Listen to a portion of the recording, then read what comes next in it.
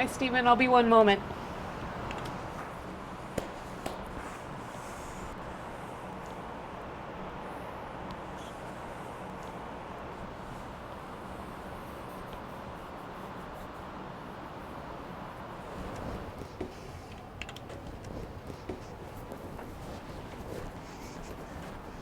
Hi, good to see you. Hi. I'm glad you came in. So I understand you're here to talk about getting a new prescription for the oxycodone. So is there anything else you were hoping to discuss today? The pain in my ribs is still too much for me. Every time every time I take a deep breath or even just bend down to, feed my dog or something, it's miserable. Sounds like you've been in a lot of pain, and it's made it pretty difficult to do some of the things you normally do. So tell me a little bit about your routine and what your pain is like. Well, I used to be able to go outside and jog around. I play some sports with my friends every so often, but I can't do anything now besides just lay in my bed. Sounds like you were really active before, and this pain is really causing a lot of problems for you. If you would rate your pain on a scale of 1 to 10, where would you say your level is? On average, an 8 usually, sometimes less, sometimes more. Okay, so pretty high levels of pain. Yeah, and nothing makes it better except when I take oxy and smoke some weed. What kinds of things have you been doing to manage your pain? Um, just taking the oxy you prescribed and smoking some weed, every now and then again to just ease the pain. Okay, so you're taking the oxy, you're smoking some weed. Can you tell me a little bit how you've been taking your medications and how often you're smoking? I mean, I'm taking the oxy just as you prescribed, one every 4 hours, just as the bottle says. Um, Smoke weed maybe 3 or 4 times a day just to take the edge off. What other kinds of things have you been trying to manage your pain right now? There was the hot and cold treatment, but that just felt like a waste of time, and so did the topical cream. It's just a waste of money. Okay, so the hot and cold didn't seem to work, the topical cream didn't seem to work, and it sounds like you've been taking the oxy and smoking some weed, and that's been a little bit helpful. Tell me what else you've tried for your pain. Uh, Nothing else besides that, really. Like I said, the oxy and the weed. It was hard for me to even to walk here. Now, I'm curious, if you had a magic wand and you were able to wake up tomorrow and your life was different, what would it look like? I'd be outside again, uh, playing sports with my friends, just enjoying life, getting back to the things that I just haven't been able to do. Stephen, I think those are really great goals, and I think those are things we need to be working towards. And as your doctor, I also need to share with you that I'm concerned that you're still on the oxycodone 6 months out from your injury. 6 months really isn't that long. I'm still in pain. And I mean, if I wasn't in pain, I wouldn't be taking it. It's your prescription. I don't know what else to do. I need relief.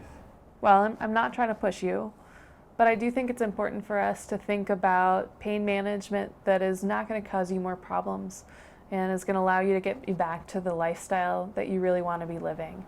What kinds of things do you think would be helpful? I really don't know. I'm out of ideas. Okay.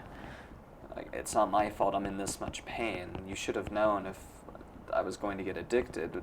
Why didn't you tell me? Well, and I'm sorry, Stephen, I don't mean to be pushing you, but I do want to talk about maybe what the next steps would be to be helpful for you. Well, I mean, if you have any recommendations, I'd be willing to hear. I think it's really important that we choose a plan that you feel like you're able to do, that works with you, and you feel capable of following through with. Now, thinking about what you've done already, what do you feel like would be helpful at this point? Really anything that keeps me out of the pain. I mean, would you have any recommendations? I'd be glad to hear them. Great, I do. I'd actually love to share some information with you from the Center for Disease Control. They have some guidelines about how we approach pain management in situations like this. Would it be okay if I talk with you about that? Yeah, I guess. Okay. So what the guidelines do say is that for people who have had injuries like yours, that we want to be using prescription pain medications in a certain period of time where it's effective, and that tends to be 6 weeks. So we're beyond that at this point. Now, from that point, what we like to do is transition you to over-the-counter medications. So taper off the oxy and go to things like Tylenol, Aleve, and Motrin, and do that in combination with some holistic therapies like we've talked about before. You know, when people are on the oxy for longer than 6 months, we put you at risk for some opiate dependence and some other health concerns.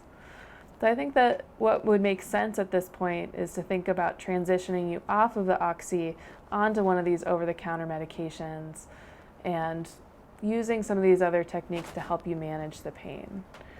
What do you think about those guidelines and maybe that plan?